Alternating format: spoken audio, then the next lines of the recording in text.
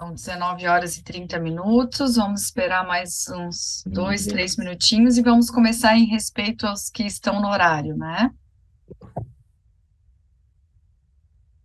Doutor Alberto, doutor José Luiz, estão a postos?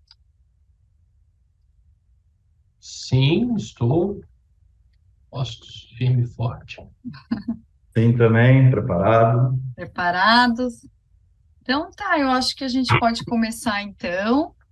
É, Deixa eu ver aqui no chat aqui. O pessoal já botou aqui boa noite, né? Boa noite, então, mais uma vez. Boa noite a todos. Vamos então começar mais um semestre online. Eu sou Juliane Felipe Ferrari, faço parte da diretoria do Sindicato dos Médicos de Santa Catarina, o SIMESC, sou tesoureira suplente, primeira tesoureira, né? E hoje nós vamos então conversar sobre um assunto aí que não só está na mídia, como está também nas nossas mentes e na nossa curiosidade, né? O que teremos aí pela frente da reforma tributária? Então, o nosso título de hoje é Tributação para Médicos, né? O que temos hoje e o que muda com a reforma tributária que está em tramitação, né? Então, é um assunto realmente de grande relevância. Nós fizemos, né, no começo do ano, uma enquete para saber o que os médicos gostariam de saber, quais eram os assuntos, né, que os médicos gostariam de saber, que a gente pudesse, ao longo desse ano de 2023, trazer esse tema, esses temas aqui para o Semestre Online, que é uma atividade que a gente começou com a pandemia, para trazer conhecimento, para que a gente possa ter um momento de debate, de conversa, que a gente abra, a gente sempre abre para perguntas no final, né?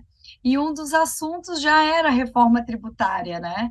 Então, essa questão realmente já é antiga, né? E agora, acho que chegou o momento de a gente realmente falar sobre ela. Então, hoje nós temos dois convidados, né? Um deles, né, já é nosso conhecido, que é o doutor Alberto. Ele é, então, nosso já parceiro, né?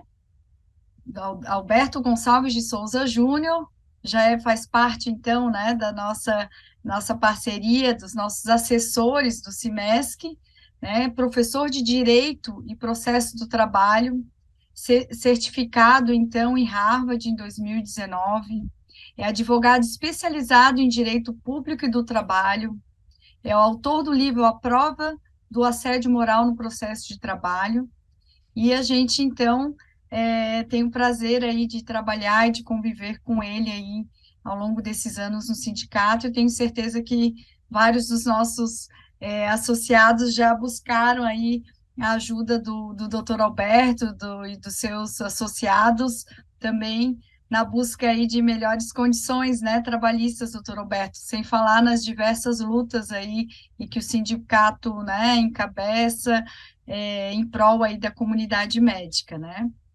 E também temos, então, o prazer de receber o senhor José Luiz da Silva, que também faz pouco tempo nos brindou também com seu conhecimento numa reunião nossa, né, das segundas-feiras. E o senhor José Luiz da Silva é mestre em controladoria e contabilidade pela Universidade de São Paulo, é especialista na gerência da qualidade em serviços contábeis pela Unisul, bacharel em Ciências Contábeis pela UFSC, professor titular do curso de graduação em Ciências Contábeis da Univale, professor convidado em programa de pós-graduação e MBA nas disciplinas de Planejamento Tributário, Contabilidade Tributária, Auditoria Tributária, Imposto de Renda, Tributos Federais, Estaduais e Municipais.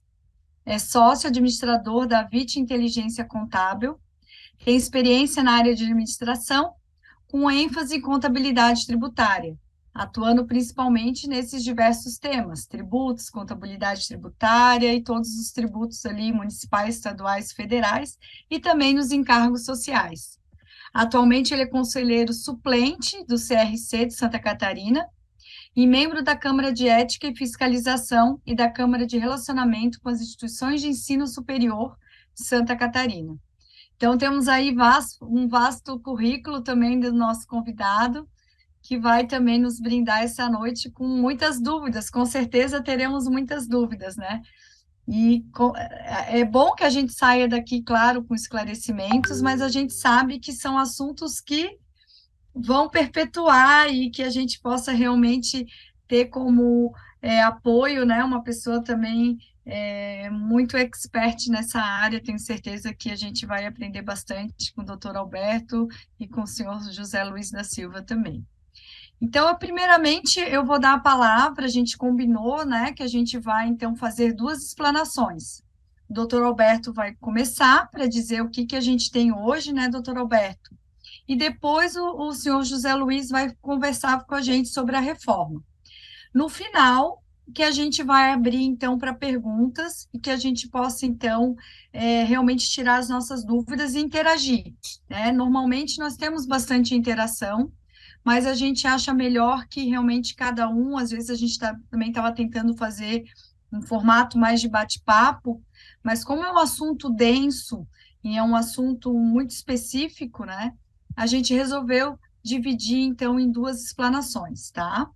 Então, eu quero agradecer, eu acho que o doutor Ciro hoje à noite não pôde estar presente, então eu não vou abrir a palavra a ele, tá? Me desculpa se ele entrar, a gente pede para ele no final, então, comentar, né, dar as suas considerações, que normalmente a gente abre a palavra para o presidente também.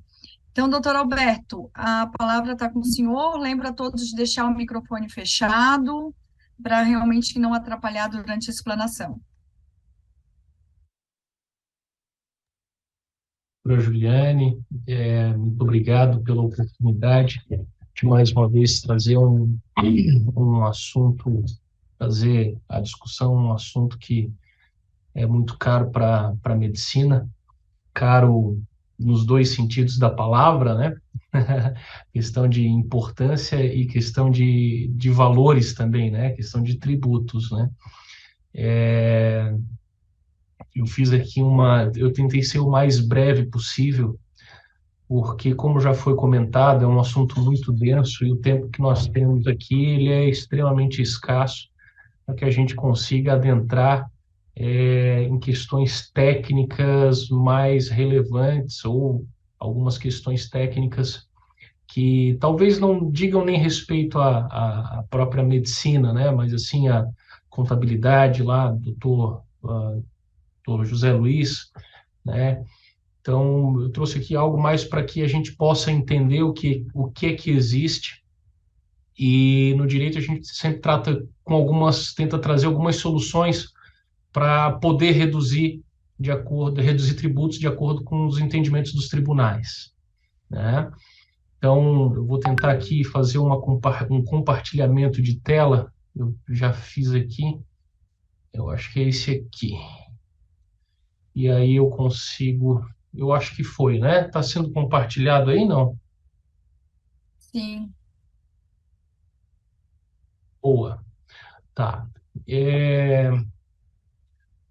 O que a gente vai trabalhar? Eu trouxe aqui uma pequena apresentação rápida acerca do que a gente do que existe hoje acerca de tributação, né? E a gente vai começar a trabalhar de que forma? Eu tentei dividir a nossa apresentação em duas partes: questão de tributação para médicos profissionais liberais e a questão de tributação para médicos pessoas jurídicas. Para ficar bem simples de a gente poder entender como que funciona, quais são os impostos que são devidos e tentar trazer algumas soluções mais benéficas para o médico, tá? Então, a gente vai iniciar abordando ali a questão do ISS, questão do INSS, tá? Do imposto de renda, pessoa física, algumas deduções permitidas no imposto de renda e algumas deduções que não são permitidas no imposto de renda, tá? Eu vou tentar trabalhar também alguma questão do INSS que acontece muito com o médico, é o recolhimento acima do teto. O médico muitas vezes tem mais de um vínculo e ele acaba recolhendo a integralidade, os 11%, em cima de todos os valores de vínculo. Então, ele tem uma arrecadação muito, uma contribuição para o INSS muito grande, e isso pode ser revertido em favor do médico. Então, talvez a gente trabalhe isso de uma forma bem rápida, só para explanar que existe essa possibilidade. E, num segundo momento da minha explanação, vou trazer quais são as possibilidades, quais são os impostos e tributações para as pessoas jurídicas, né?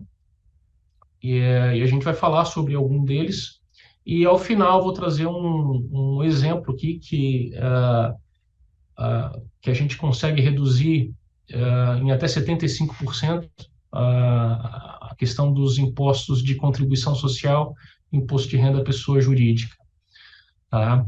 Então, alguns assuntos que são bem relevantes e interessantes aí, que muitas vezes o médico acaba não sabendo e emitindo as notas de uma maneira só, de uma maneira linear, né?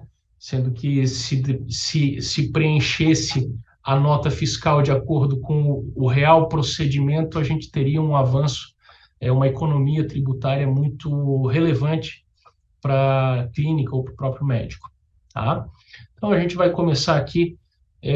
Quais são os impostos, né, devidos pelo profissional médico, né? A gente vai tratar aqui em duas situações: o médico autônomo, profissional liberal, que é aquele que exerce a sua atividade por conta e risco. Ele não é contratado, ele trabalha na sua clínica ou trabalha para várias pessoas diferentes, prestando seus serviços, fazendo consultas para planos de saúde, ou para pacientes particulares, né? E esse médico ele vai ter lá o seu livro, né? Seu livro vai emitir recibo, vai emitir nota fiscal, e sobre essa arrecadação, a, o governo federal e municipal, principalmente, acaba se associando à atividade médica, né? Então, além dele, a gente tem um outro sócio, não só os médicos, mas todos nós temos um outro sócio, que é o governo, né, que acaba dividindo aí a nossa arrecadação, tá? Então, a gente começa pelo próprio município. Sempre quando o médico vai fazer sua inscrição como autônomo, ele tem que fazer os pedidos, emissão de alvarás e licenças junto ao município, tá? E, ato contínuo, ele vai fazer a sua inscrição no cadastro fiscal municipal. E da arrecadação que ele tiver pelas notas fiscais emitidas pelo município, cada município vai gerar aí uma alíquota de imposto a ser recolhido sobre o valor das notas fiscais, tá? Com relação a esse imposto, o ISS, a gente tem alguma discussão, depois até o doutor José talvez possa comentar com um pouco mais de profundidade, que muitas vezes o município acaba cobrando ali o ISS sobre o valor integral da nota, né, sem descontar os impostos, etc. Isso aí é um motivo também de se rever alguns valores acerca da tributação a mais que o governo federal faz, tá? Então, temos o ISS devido ao município, cada município vai fixar sua alíquota, né? A gente tem aqui em Florianópolis uma alíquota de aproximadamente 2%, tá? do valor da nota fiscal. E aí, tão logo o médico realiza o serviço, emita a nota, né, encaminhe para a contabilidade, isso aí será tributado, e esses valores direcionados ao município, tá?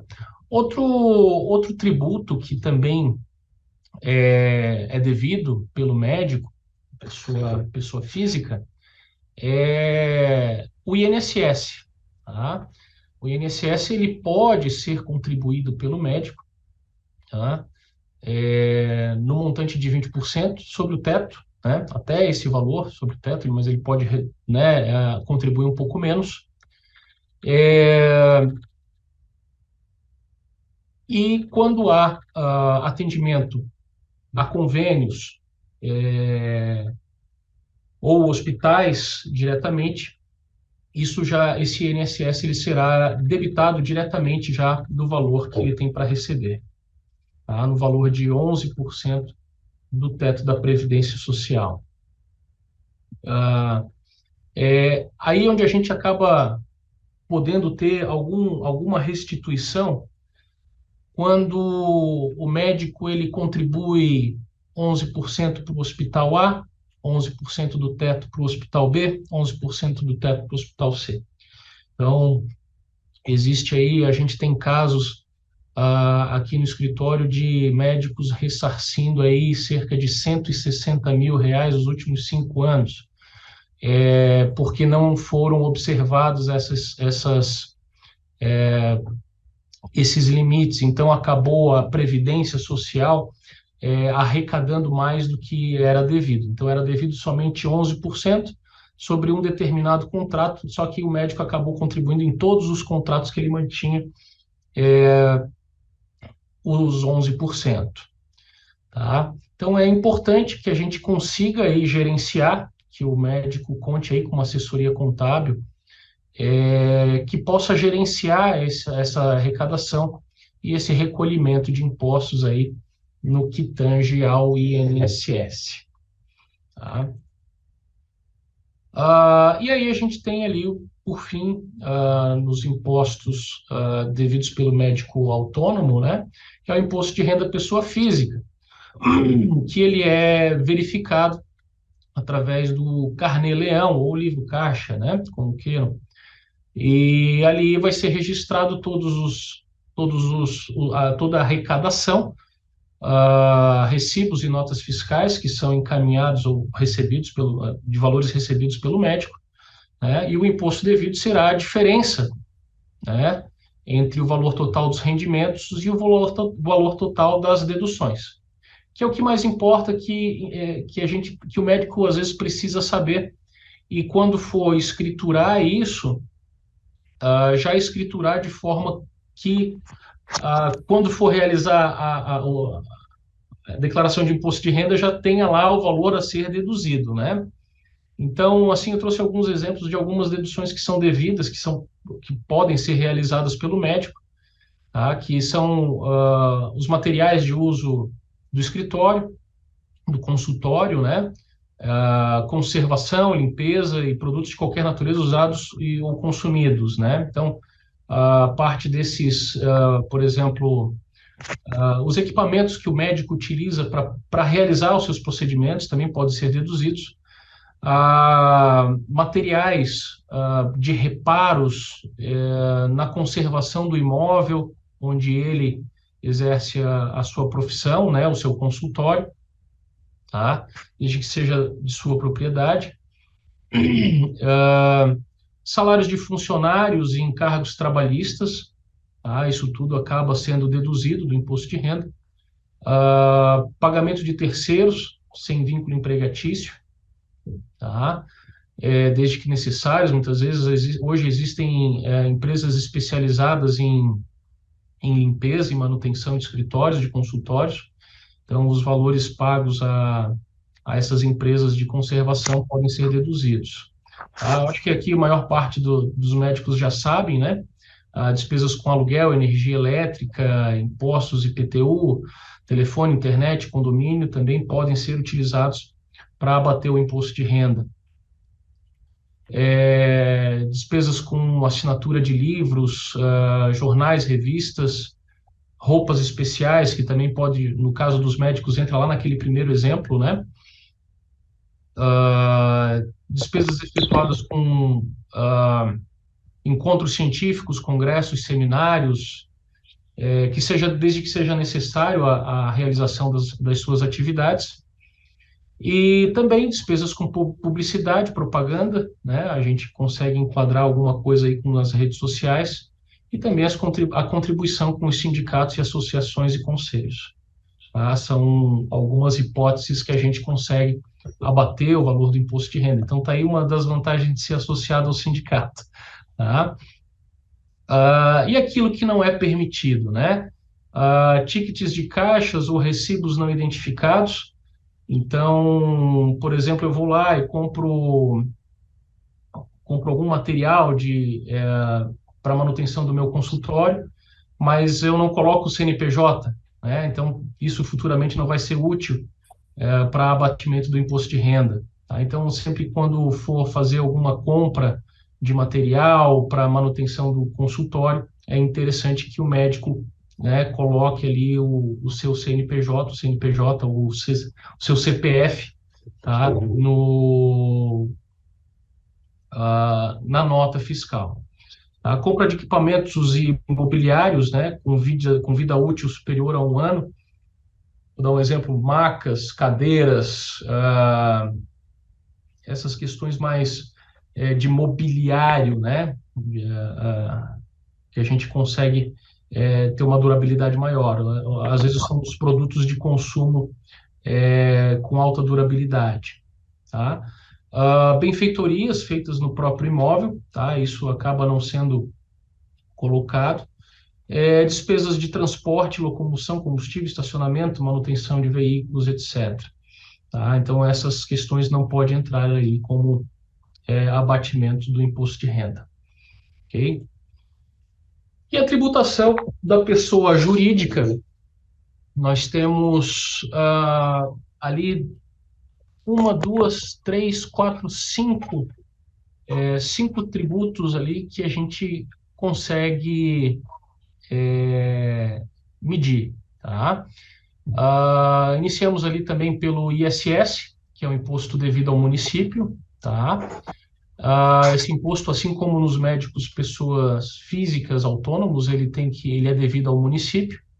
E tão logo a empresa, o médico, né, pessoa jurídica, ele realize seu cadastro na prefeitura, já lhe é fornecida uma inscrição, e essa inscrição ali será útil para a emissão das notas fiscais. Tá? E a alíquota desse imposto, né, varia aí conforme o município. Tá? Então, às vezes é interessante, caso o médico for se inscrever, buscar um município cujo percentual do ISS seja mais interessante para a sua arrecadação. Perfeito? Temos também o Programa de Integração Social, o PIS, cuja alíquota é 0,65% do valor da nota. A contribuição para o financiamento da Seguridade Social, CONFINS, tá? Que é 3%.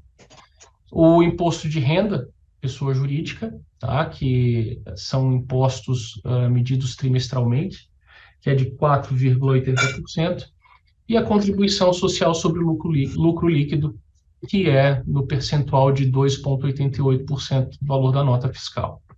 Tá? Então, basicamente, são esses os impostos, a tributação que é aplicada às clínicas médicas ou médicos, pessoas jurídicas. Tá? Então, é interessante que a gente tenha conhecimento. Tá? E aí eu trago aqui, até para finalizar, recentemente o STJ julgou um tema. Quando a gente diz que julgou um tema, é porque houve uma...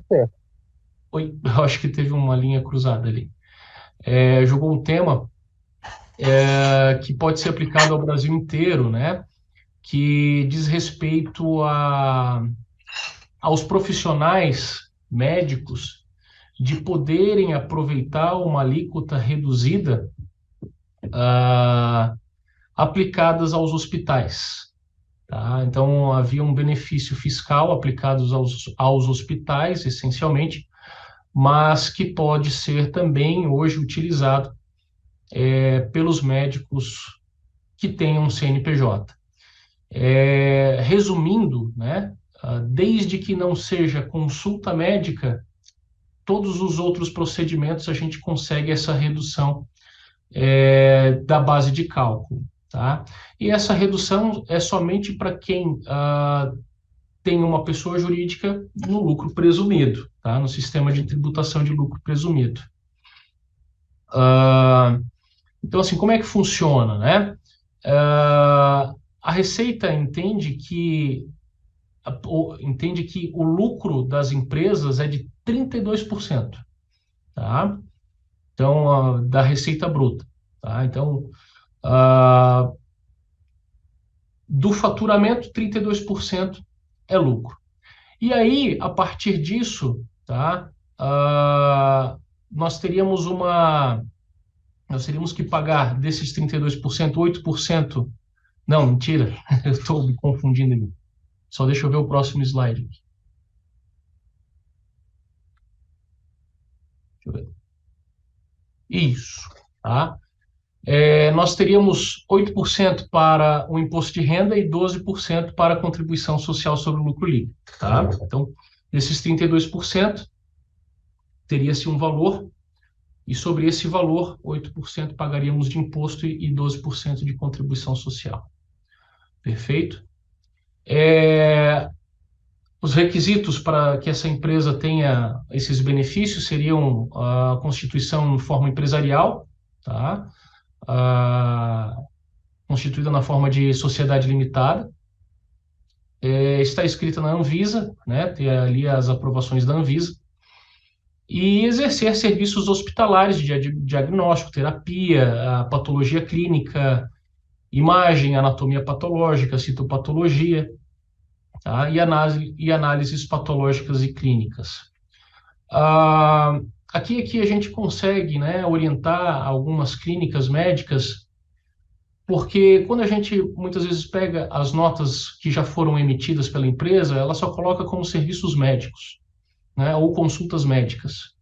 E geralmente serviços médicos a gente não consegue diferenciar isso para a questão de benefício dessa redução ou equiparação a serviços hospitalares, tá? Então, talvez ali exija ali uma orientação quando for realizar esses procedimentos para que isso seja corretamente preenchido na nota fiscal e aí ter efetivamente o benefício de redução de imposto, tá? Então, aqui, só para ter uma ideia, né, nós teríamos ali o PIS e o CONFINS. O PIS seria 0,65, continuaria no mesmo valor, CONFINS em 3%, e aí o IR, o imposto de renda, a alíquota passaria de 4,80 para 1,20, tá? E a contribuição de 2,88 para 1,08.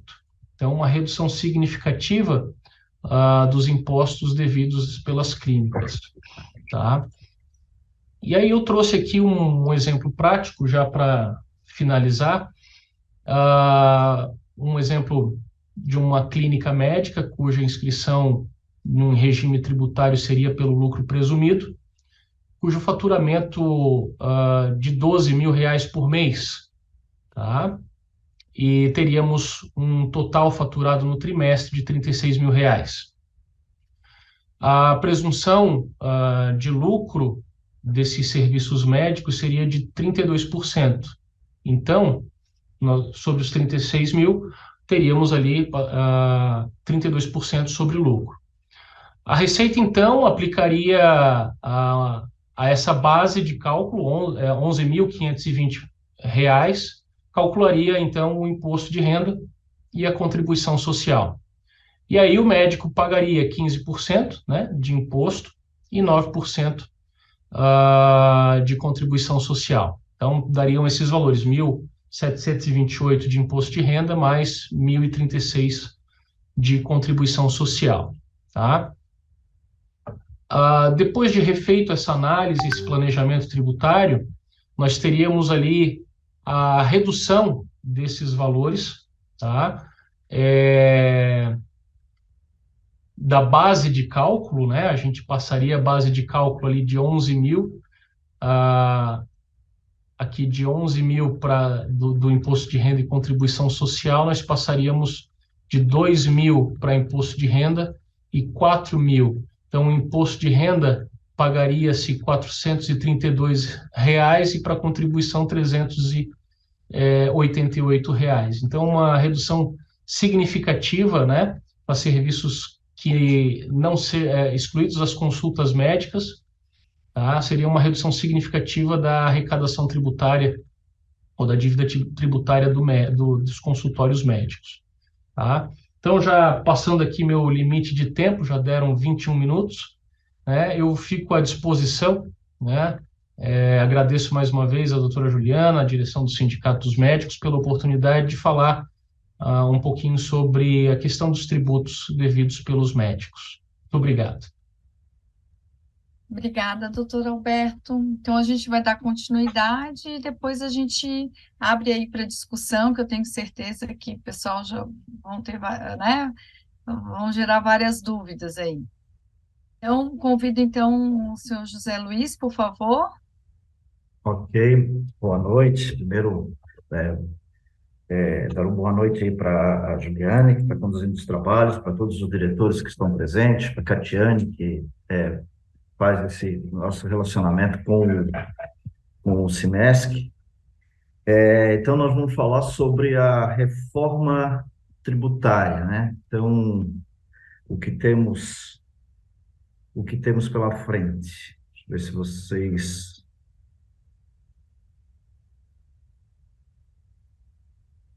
Já está aparecendo aí para vocês, já, né? Sim. Bom, então vamos falar sobre a PEC 45, a reforma tributária que está em andamento e que assusta um pouco, principalmente pelo que... Desculpa, cumprimento também o doutor Alberto, também não cumprimenta, desculpe. Que acaba assustando um pouco, principalmente porque aquilo que a gente tem de alíquotas aí declaradas pelo ministro da Fazenda, né? Que realmente assustam, mas hoje a gente já tem uma base contributiva aí muito elevada e que pouco se discute e muito, vamos dizer, a gente paga sem saber. E agora, com essa discussão de reforma tributária, muita gente mais vai ficar preocupada com o assunto. Então, quando a gente fala do peso tributário, né, eu costumo trazer aqui uma frase que muito se fala do quinto dos infernos, né? No Brasil, o quinto dos infernos ele já se refere lá a uma carga tributária de 20%, né? Um quarto do que era na colônia era explorado de ouro e do pau-brasil ia para Portugal. Então, a gente já nasce com uma carga tributária de 20% e hoje a gente está numa carga tributária em torno de 36% do PIB.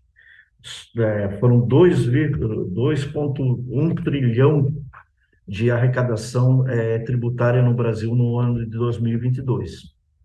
E isso pesa muito quando a gente fala dos tributos sobre o consumo, que essa reforma tributária, ela vem basicamente trabalhar em cima dos tributos sobre consumo, que é aqueles tributos que todos acabam pagando e arcam com toda a cadeia, ou seja, a pessoa lá, quando vai no supermercado e faz uma compra, ela está pagando todo o imposto da cadeia. As empresas vão recolhendo aos poucos, mas o último que embute o tributo, ele embute o tributo de toda a cadeia. Então, você tem um peso elevado em relação a isso. Então, hoje, numa estrutura atual, separei aqui, nós temos os impostos sobre a renda, patrimônio, trabalho e consumo. Então, em verde aqui, nós temos os tributos sobre o consumo, que são foco dessa reforma tributária, e são tributos que vou trazendo agora para a área médica, né? As pessoas jurídicas, as clínicas, elas têm uma incidência mais pesada em relação a isso, até porque praticamente todos os tributos que incidem sobre o consumo para a clínica médica são tributos que não são cumulativos, ou seja, você não tem a possibilidade de créditos. Então, mesmo quem está no Simples Nacional ou quem está no lucro presumido, ele vai estar recolhendo sem poder descontar aquilo que já pagou quando contratou um serviço, quando contratou uma locação, não há essa possibilidade. Então, para o médico pessoa física, nós não temos o impacto da reforma tributária nesse momento. Talvez tenha um impacto em relação ao aumento de custo, porque poderá haver aumento de preços em alguns itens, porém, porque o médico pessoa física, ele tem, a princípio, o ISS fixo, que a gente não sabe como é que vai ficar dentro da reforma tributária ainda. Então, só teria o impacto em relação ao ISS, porque ele não paga PIS, não paga COFINS, não paga esses outros tributos, o médico pessoa física. Já a pessoa jurídica vai ter uma incidência maior. Se bem que nós temos aí um encaminhamento de uma reforma também, uma modificação em relação à tributação. Então, a reforma tributária, ela vai se basear nos tributos hoje sobre o consumo, que são principalmente os tributos em verde. Então, vai mexer em PIS e COFINS, vai mexer em IPI, que é para a indústria, vai mexer no ISS, que é dos municípios, e vai mexer no ICMS. E o Brasil, ele tem a característica de tributar efetivamente o consumo, a carga tributária sobre a arrecadação tributária sobre o consumo no Brasil corresponde, no estudo aqui de 2015, a 49% da arrecadação, enquanto que em outros países, vamos dizer, como os Estados Unidos, nós temos uma carga passando um pouquinho dos 15%, enquanto que, ao contrário, a tributação sobre o lucro, o imposto de renda, ou seja, a tributação sobre o patrimônio e a renda, ela é menor do que nos demais países. Então, muitas vezes se incentiva o consumo, se fala que o governo vai colocar dinheiro na economia, vai reduzir alíquotas de tributos como IPI sobre os veículos para incentivar o consumo, porque é a base maior de arrecadação tributária do país, a tributação sobre o consumo. E a questão da reforma tributária, desculpe, ela não se baseia só numa melhoria, uma necessidade de melhoria da estrutura tributária, como o doutor Adalberto já falou. Nós temos, por exemplo, na relação aí se discutindo hoje a questão do serviço médico, hospitalar, para equiparação do hospitalar das clínicas. Nós temos a exclusão do ISS da base de cálculo de PIS e COFINS, assim como foi de ICMS. Nós temos muitas discussões tributárias hoje, porque nós temos uma coxa de retalho na área de tributação.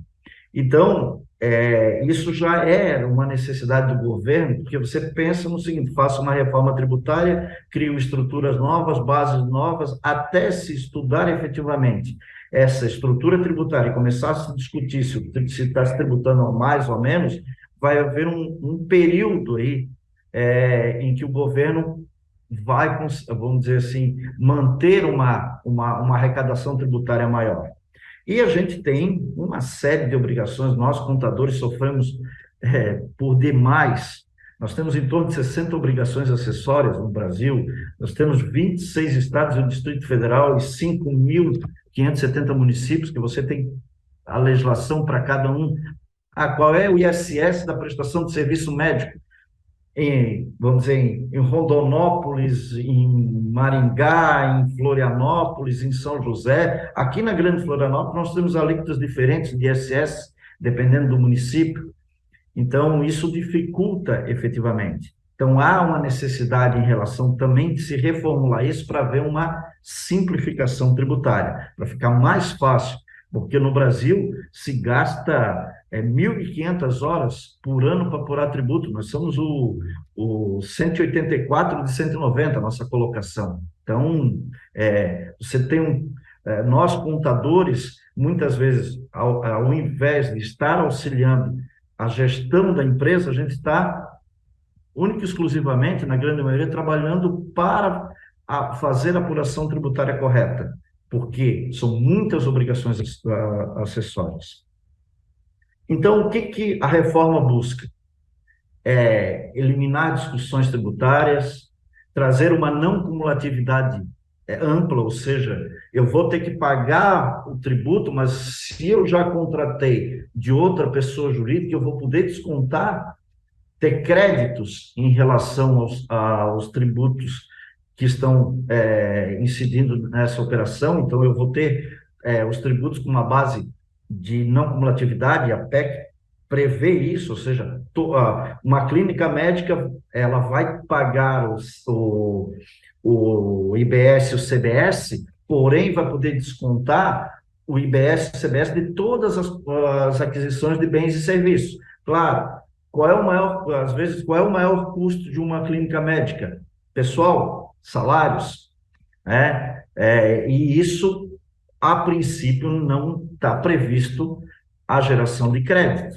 Então, você vai ter o crédito da locação, da energia elétrica, da água, do, do lixo hospitalar, da manutenção dos equipamentos, né? Não sabemos ainda efetivamente como é que vai ser o crédito em relação à depreciação dos bens da clínica. Então, tudo isso ainda vai ter que ser definido, mas a reforma busca essa não cumulatividade.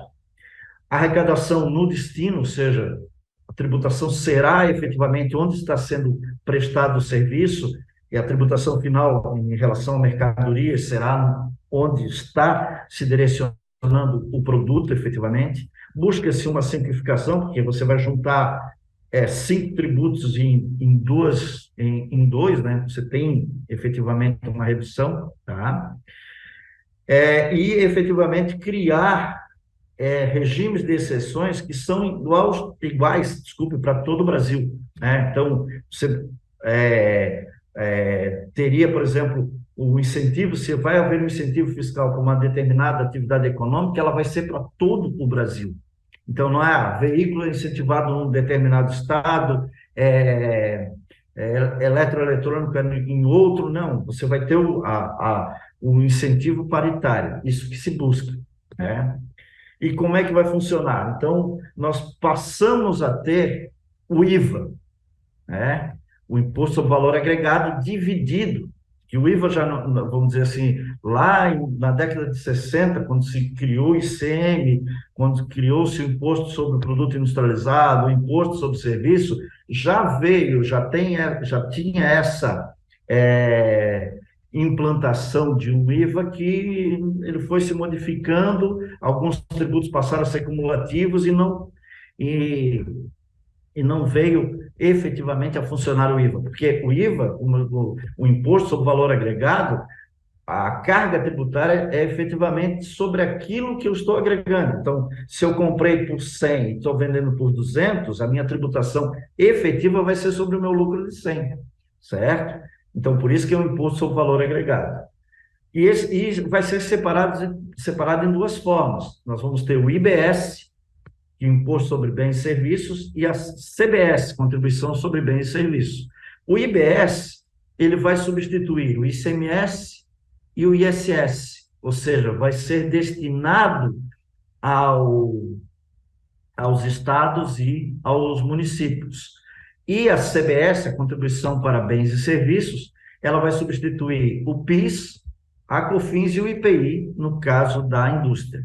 Então, para o serviço médico, nós teríamos o ISS, o PIS e o COFINS, nós vamos estar recolhendo o IBS para o município e o CBS para a União.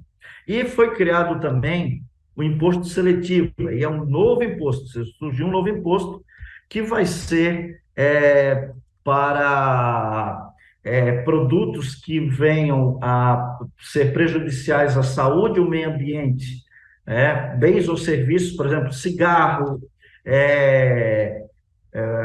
algum tipo de atividade, por exemplo, minério que causa degradação. Então, vai haver um imposto seletivo, que no caso das atividades médicas, ele não está efetivamente sujeito. Bom, e a reforma também mexeu um pouco em alguns tributos sobre o patrimônio, o IPVA, o ITCMD e o IPTU. O IPVA, nós temos o destaque em relação à inclusão de veículos aquáticos e aéreos, que tem muita discussão se o IPVA deve ou não incidir sobre embarcações e aeronaves. Também em relação ao IPVA, ele passaria a ser mais oneroso para os veículos mais poluentes. E aí já há uma discussão em relação a isso, porque os veículos populares eles são mais poluentes que os veículos não populares, aí você teria um aumento de carga tributária em relação ao veículo popular. O ITCMD prevê a progressividade, embora Santa Catarina, o imposto sobre transmissão, causa morte ou doação, né? Imposto, por exemplo, que no caso de doações ou inventários, Santa Catarina já é progressiva, as alíquotas são de acordo quando é uma transferência com grau de parentesco, ou seja, você já tem uma progressividade. Ele só é fixo quando você está transmitindo para uma linha que não é ascendente ou descendente, né? E cobrança sobre heranças no exterior, né? Que também está trazendo essa previsão. E em relação ao IPTU, prevê a possibilidade dos municípios fazerem a atualização com base da base de cálculo do IPTU com base em decreto. Então, isso também pode, vamos dizer assim, gerar uma insegurança em relação a modificações de tabela por valores de mercado de acordo com uma especulação imobiliária, vamos dizer assim. Isso é um risco que a gente tem em relação à reforma tributária.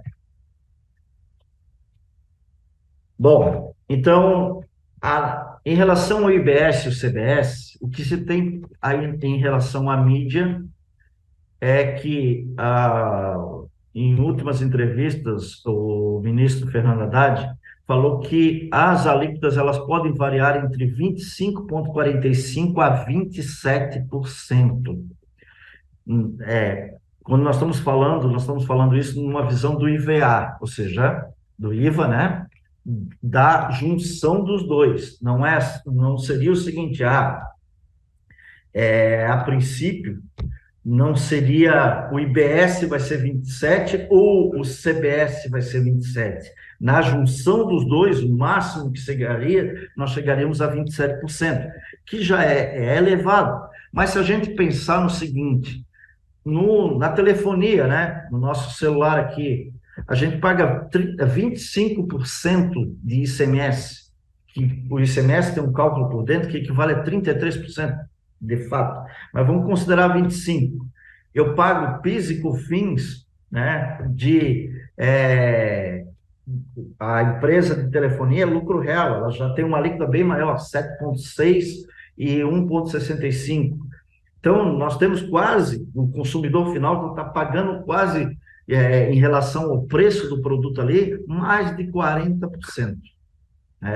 Então, e a gente não sente isso. Quando eu vou no supermercado e compro um determinado produto que não seja cesta básica, né? Um produto de limpeza, lá eu tenho 17% de CMS, eu tenho 9,25%, porque o supermercado é lucro real.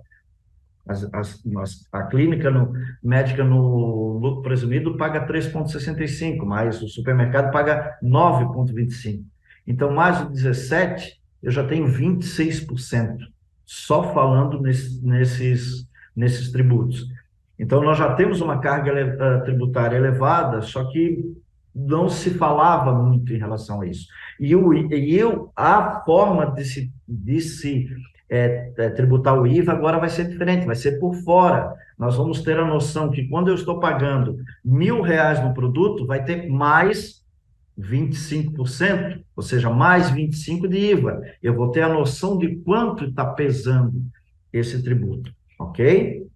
Bom, a alíquota de referência vai ser determinada pelo Senado Federal e estados e municípios, eles vão definir as suas alíquotas por leis específicas, ou seja, você vai ter um limitador de alíquota mínima e alíquota máxima. O Senado vai definir isso. E aí os estados, eles podem trabalhar dentro desta margem de alíquota mínima e alíquota máxima, né? Vai haver a possibilidade de redução de 100% por lei complementar, então pode-se isentar algumas operações, por exemplo, hoje nós temos imunidade em relação aos livros, provavelmente nós vamos ter uma isenção ou uma imunidade dentro do IBS e CBS para livros. Regimes específicos com redução de 60%. Aí a boa notícia para os prestadores de serviço da área médica. Os serviços médicos estão na lista de serviços que terão redução de 60% das alíquotas. Então, a gente já não vai mais ter o 27%, a gente vai ter uma alíquota menor, certo? Porém, ainda assim, passa a ser elevada, porque a gente não tem a definição dessa repartição e como vai ser a questão de tributar o serviço e tributar o produto, né? Porque num produto eu tenho ICMS, num serviço eu tenho ISS. Agora, se o CBS for igual dentro do estado de Santa Catarina, né?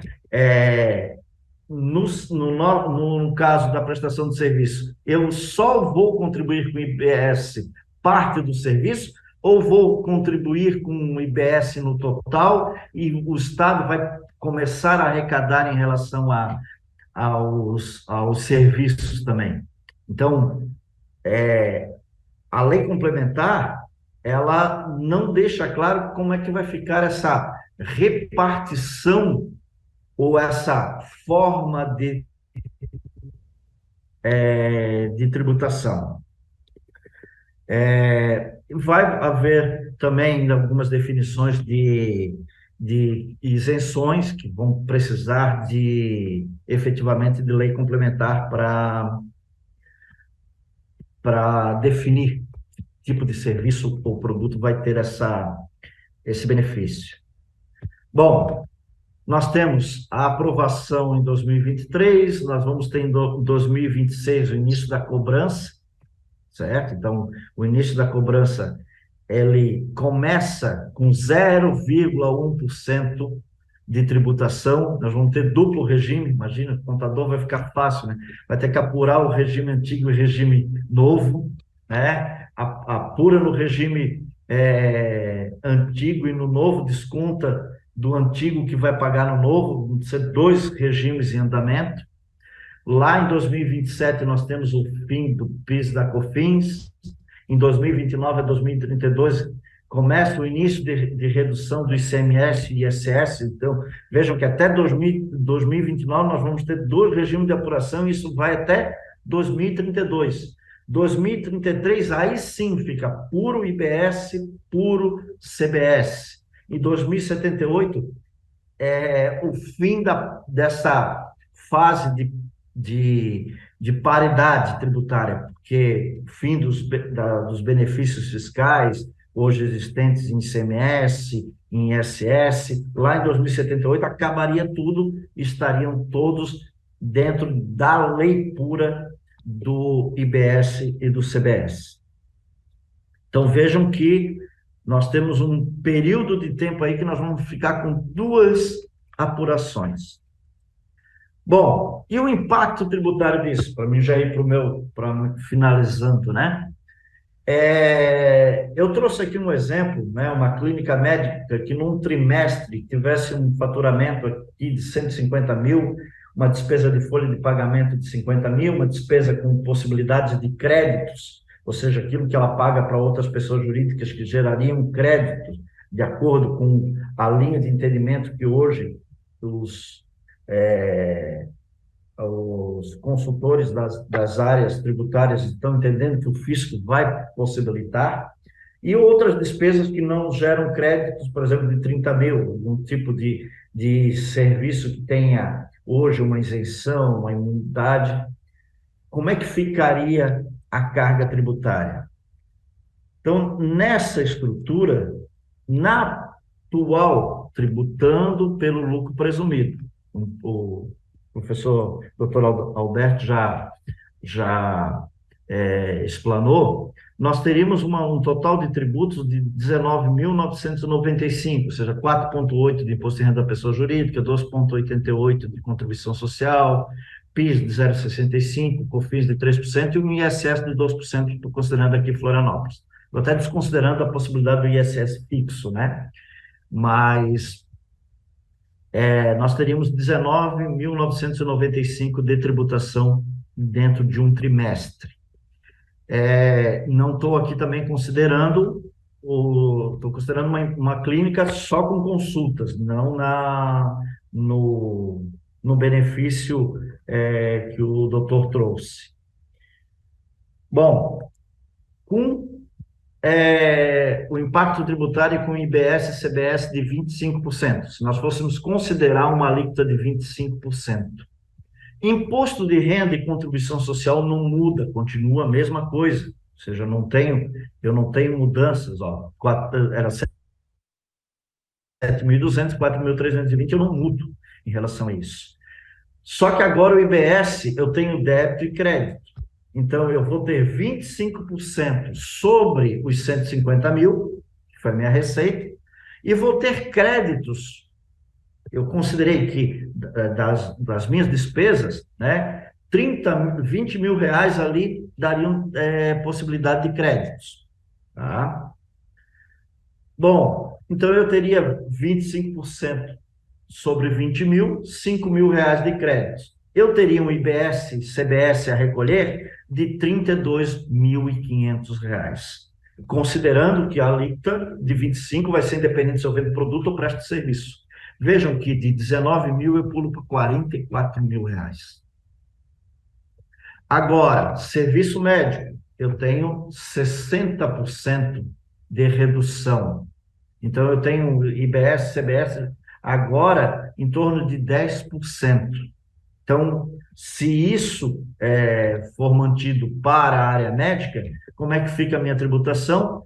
Eu já tenho uma boa redução da carga tributária em relação ao IBS e o CBS. Eu teria 10% sobre a minha venda, o meu faturamento, que seria de 15 mil reais, e teria crédito de 10% sobre os 20 mil reais, porque eu estou partindo do princípio, do conceito de não cumulatividade pura que nós temos hoje, que o entendimento do fisco é o seguinte: se eu tenho uma alíquota reduzida sobre o meu faturamento, o meu crédito também será reduzido.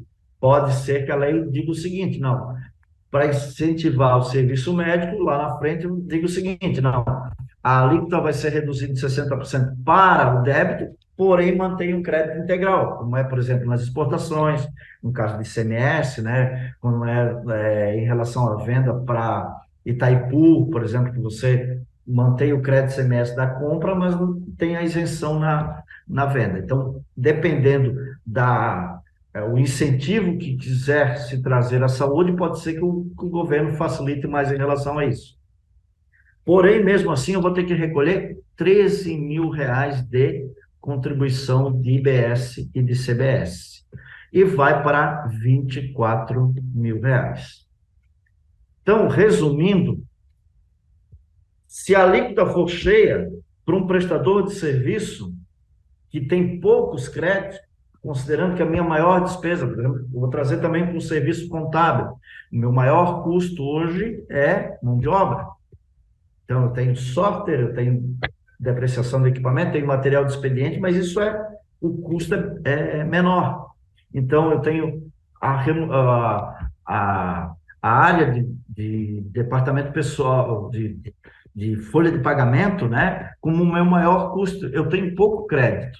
Então, se a tributação for de 25% e com pouco crédito, vejam que eu tenho 120% de aumento de carga tributária na questão aqui relacionada ao nosso exemplo.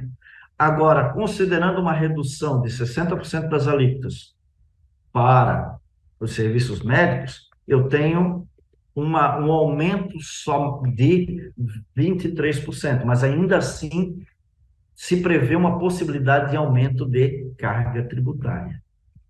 E aí, pessoal, o que a gente precisa é o seguinte: via Sindicato das Empresas Médicas, via como conselhos federais, como nós, por exemplo, o Conselho Federal de Contabilidade, a Federação Nacional dos Contadores, já apresentou alguns estudos de impacto mostrando a preocupação em relação a isso, que pode haver efetivamente um aumento de carga tributária. E se tem um aumento de carga tributária na área da saúde, vai efetivamente refletir em aumento de preços para, a população. Então,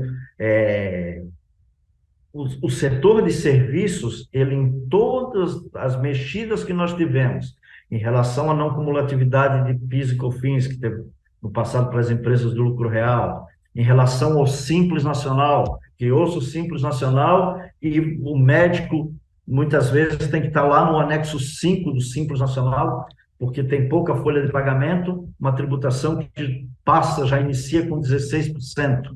Então, a área de prestação de serviço, ela é muito considerada pelo fisco, entre aspas, um enriquecedor ilícito, porque 32% é a base de cálculo para o lucro presumido, enquanto que o comércio é 8%. Então, a gente sempre é massacrado em relação à questão tributária, e na reforma tributária, a gente está vendo novamente essa possibilidade de ter um aumento de carga tributária. Para finalizar, questões ainda que estão sem resposta. O impacto dentro do Simples Nacional.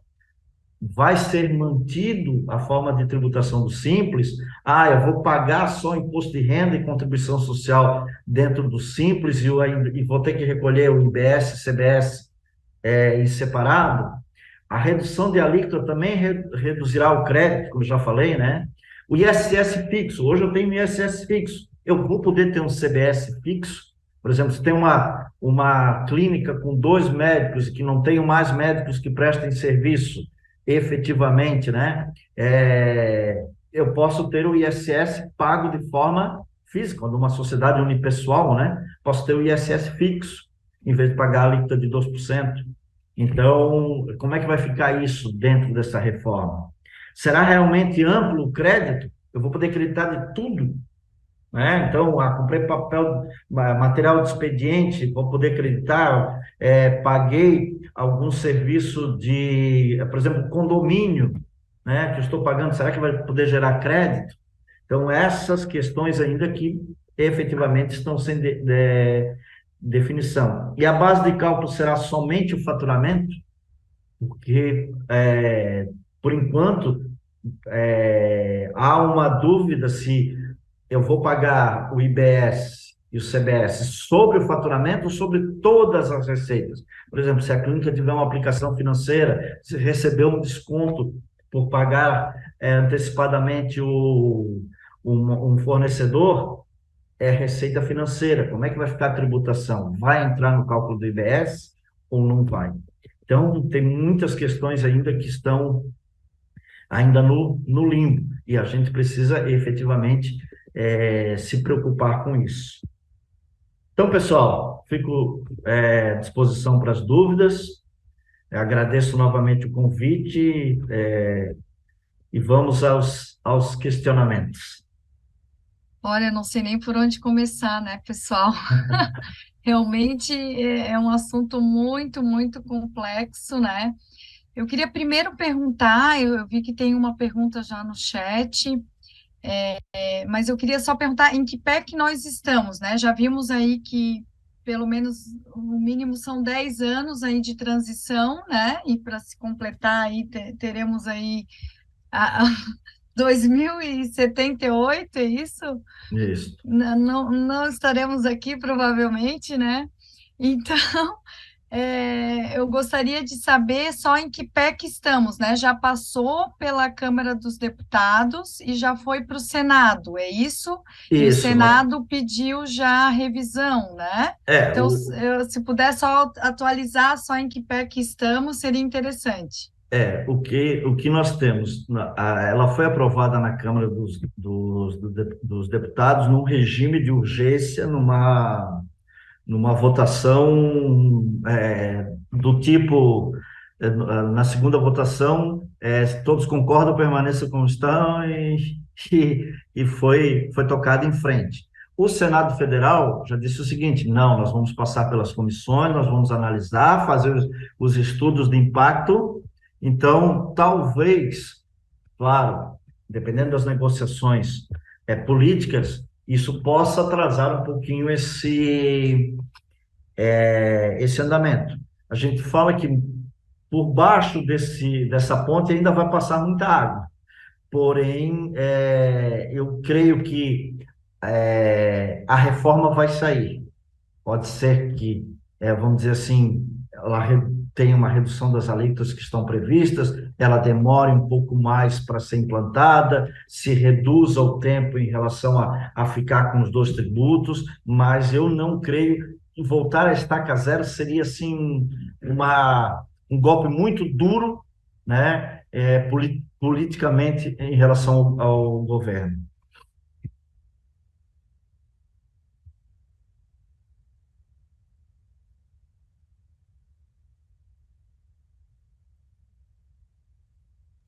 Desculpa. Então, queria pedir para as pessoas irem escrevendo ali no chat, mas vamos começar. Eu tenho algumas perguntas aqui, depois tem a pergunta já do colega Pedro Hugo.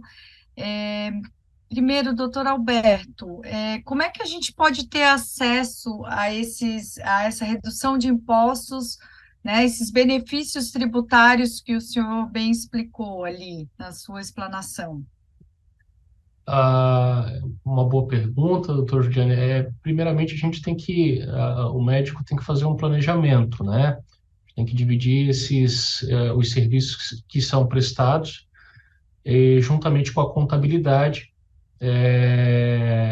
avaliar se aqueles serviços podem ser colocados de forma distintas na nota fiscal para que seja aplicada a alíquota reduzida, tá? Uma outra possibilidade, né, que a gente tem mais acesso, o pessoal do direito tem mais acesso, é solicitar judicialmente ou administrativamente a aplicação dessa redução às clínicas médicas, né, de agora em diante, né, e posteriormente requerer um crédito tributário retroativo. Tá? Então, é importante que se faça primeiro essa análise e depois ou solicite-se judicialmente ou administrativamente que a Receita permita assim o fazer. Obrigado, doutor Alberto. Então nada mais é do que realmente um planejamento, né? Uma união aí do advogado com o contador, né? Não temos como escapar dessa dupla, né? É essencial aí para a nossa vida realmente de trabalho médico, né? E vale a pena lembrar que realmente o sindicato conta, né, com excelência de contraparte de assessoria de contábil e de advogados, e realmente para nós sozinhos, né, fazermos essa análise fica impraticável, né? A gente precisa realmente dessas expertises, pessoas especializadas na área, né?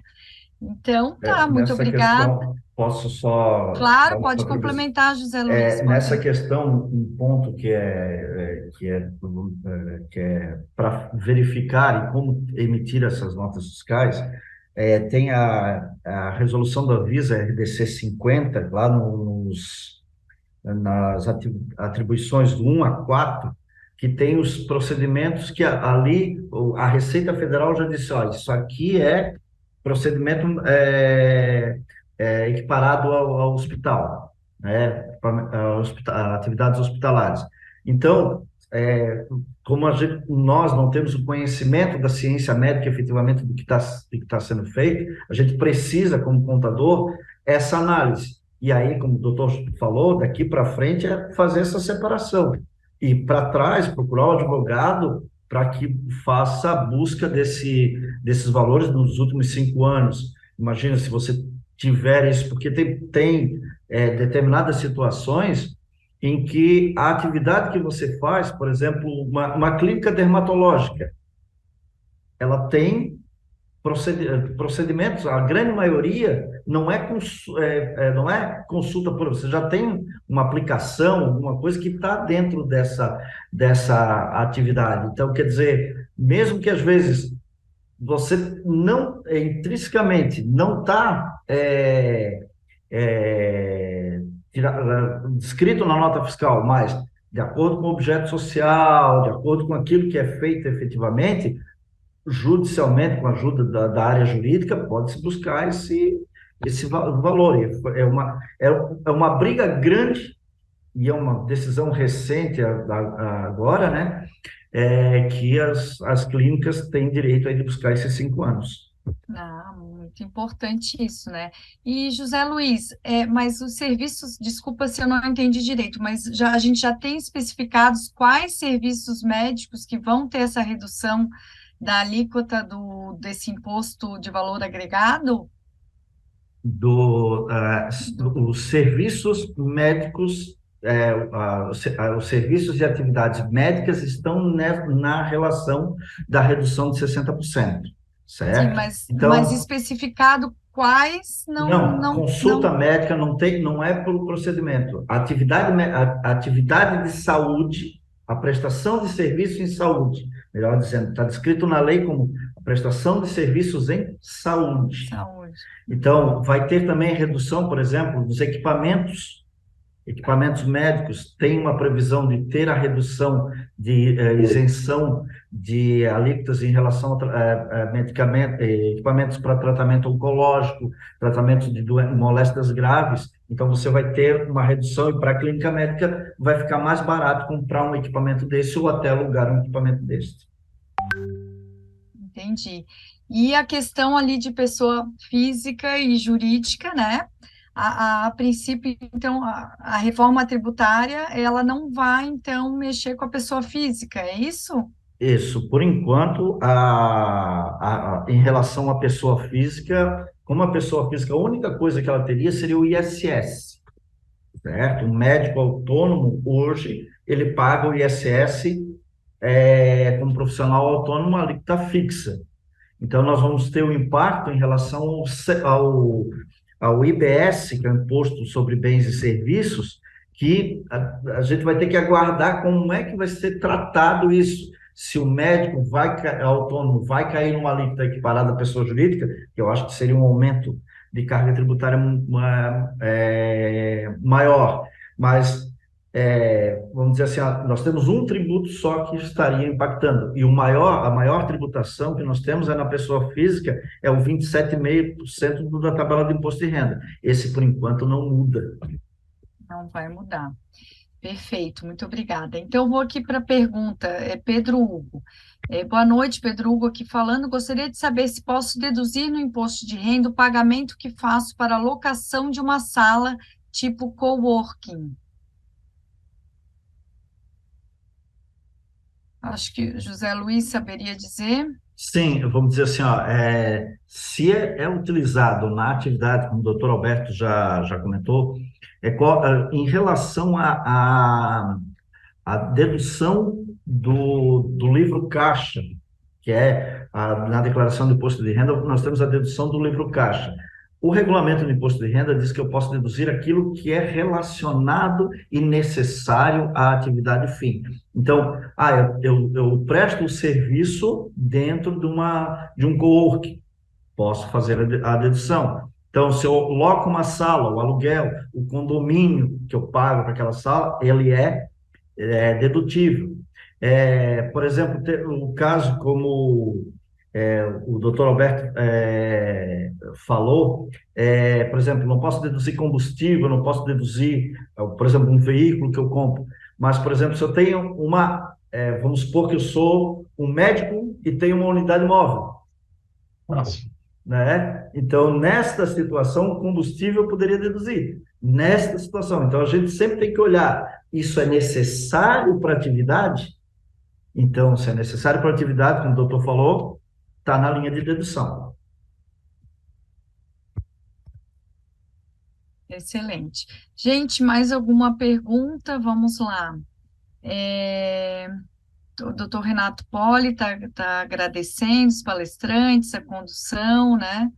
E ele que acredita também que a reforma vai ser implantada e agradecendo aqui esse debate aqui pelo Semestre Online.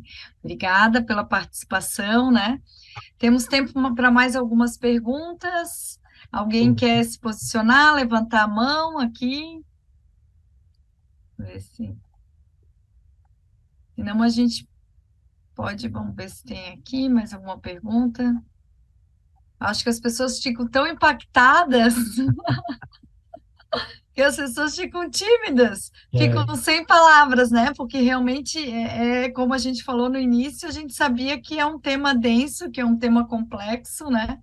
Que ainda temos, né, muitas dúvidas, como foi bem mostrado ali no seu último slide, né, José Luiz? Ó, o Pedro Hugo aqui tá participando aqui, ó, Pedro Hugo. Para o caso de queremos entrar na justiça para requerer os créditos tributários de 5 anos, né, retroativos, quem procurar? Temos indicações de advogados no SIMESC? Doutor Alberto. A gente se coloca à disposição, acho que a assessoria jurídica está preparada para isso. Isso aí, nós temos, Pedro Hugo, assessoria, né, jurídica, faz parte do nosso quadro, né, de sindicato, e são advogados aí com excelência, especialistas em direito médico, então temos, né, telefones de contato, pode ligar lá para o sindicato que você vai ser informado, né, os horários também de atendimento, tá?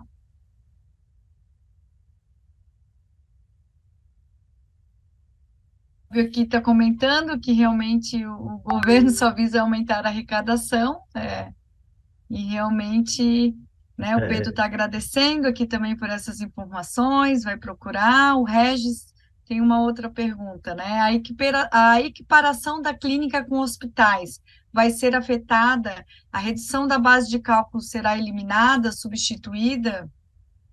Em relação à reforma, a reforma tributária, sim.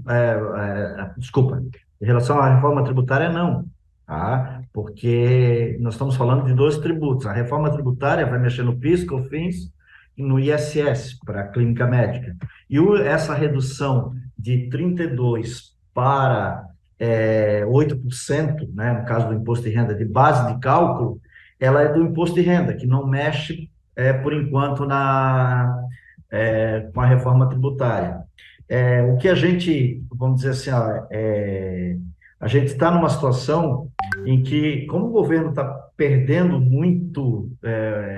muitas decisões, o medo que a gente sempre tem é que vai ter eu estou perdendo aqui, mas eu vou dar um jeitinho, porque o governo, ele parece que ele vende Coca-Cola, né? Vamos dizer assim, porque o preço da Coca-Cola, varia e todo mundo continua comprando. O governo é a mesma coisa, estou gastando mais, eu vou lá e aumento o tributo e está tranquilo, porque todo mundo tem que pagar, né? É, né, Em relação a isso, por exemplo, já se comenta que a distribuição de lucro, hoje você monta uma pessoa jurídica, tributa na pessoa jurídica e o lucro vem para a pessoa física isento. O governo já quer tributar essa distribuição de lucro, diminuir na pessoa jurídica o imposto de renda e a contribuição social, mas tributar na pessoa física. Então, vai ter uma mexida também em imposto de renda. Mais na frente, e aí é por decreto, por lei ordinária, vai haver uma mexida em relação a isso, às isenções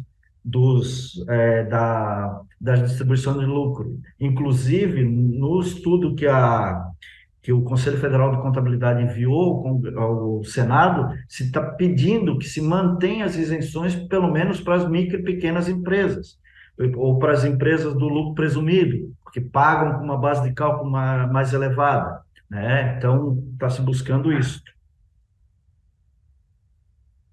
Obrigada. O José Antônio Pedroso, sou pessoa física, né? Não tenho CNPJ. Vale a pena continuar assim? Eu vou responder. Vou responder que eu acho que, né, ele tem que avaliar, claro, o caso, acho que tem que procurar assessoria contábil do sindicato e ver, cada caso é um caso, temos vantagens e desvantagens, né? nas duas tributações, então não tem uma resposta pronta para isso. Concordam comigo, doutores? Sim, sim, claro. Vai depender do objetivo dele, né?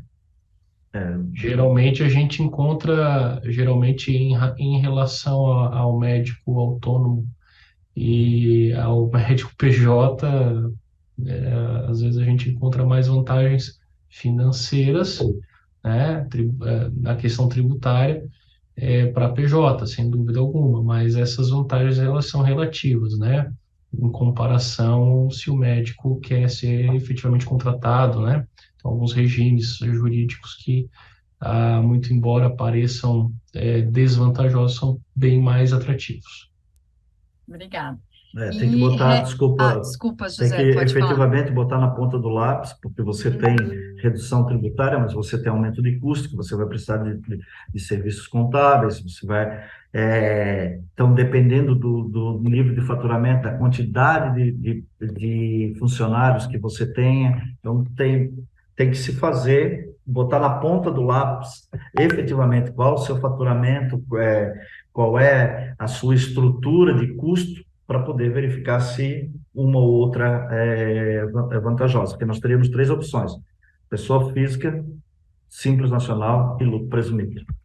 Eu acho que isso já é até um resumo da nossa noite de hoje, né?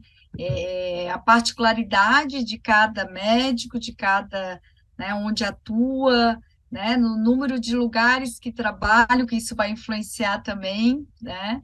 E a questão de planejamento. Eu acho que planejamento é tudo. Eu, como geriatra, já vou puxar, né, para o meu lado, que é onde a gente pensa em envelhecimento, a gente pensa no futuro, a gente tem que começar, quanto mais cedo a gente começar, é melhor, né? Então, mais uma pergunta aqui do Regis: a partir de qual faturamento anual será iniciada a cobrança de tributo sobre o lucro? Não, a tributação sobre o lucro, por exemplo, lucro presumido, você pode, desde o momento que você tem uma pessoa jurídica, ele não tem uma início de tributação. Em cima do seu faturamento, por exemplo, se for só uma atividade de consulta médica, o fisco entende que do seu faturamento, 32% é lucro e você vai pagar imposto de renda em cima disso. Então, por isso que dá 4,8, né? 100 vezes 32% dá 32. 15% sobre 32 dá 4,8 e para a contribuição social dá 2,88. Então, agora, como pessoa física, você vai começar a ter tributação quando o seu rendimento líquido, a receita menos as deduções do livro caixa, atingir o limite da tabela de imposto de renda, que é R$ 2.500, né? Então, acima disso que você começa a pagar. Então, por isso que tem que se analisar a estrutura de custo. Então, você é um médico que trabalha, por exemplo, para uma determinada pessoa jurídica que pode contratar também como pessoa jurídica. Mas, e aí você não tem um custo estrutural. Aquilo é um salário que você vai pejotirizar, né? Então, você vai ter uma tributação, teria um imposto de renda de pessoa física sobre o valor total, que você não tem dedução. Talvez como pessoa jurídica seja mais barato. Mas eu tenho uma clínica, eu recebo 10 mil na clínica, tenho um gasto de 7.500, sobra 2.500. Bom, na pessoa física você pode estar pagando muito menos imposto que pagaria sobre 10 lá na pessoa jurídica. Pessoal, mais alguma pergunta? Então, eu acho que a gente pode ir para as considerações finais, né? Começar pelo doutor Alberto, já são, né? Passou rápido, já são quase 9 horas, né? 21 horas.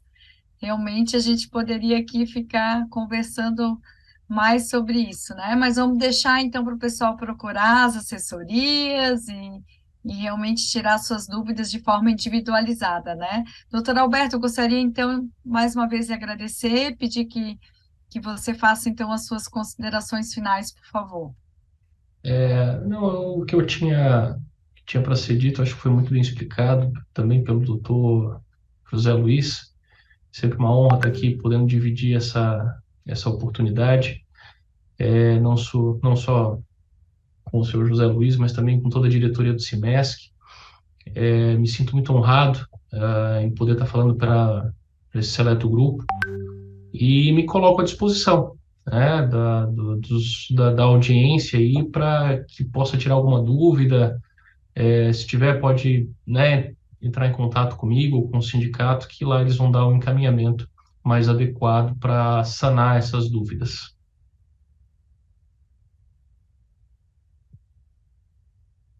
Ok. Também gostaria de agradecer a oportunidade de estar tratando sobre esse tema, e é de suma importância essa preocupação na área tributária.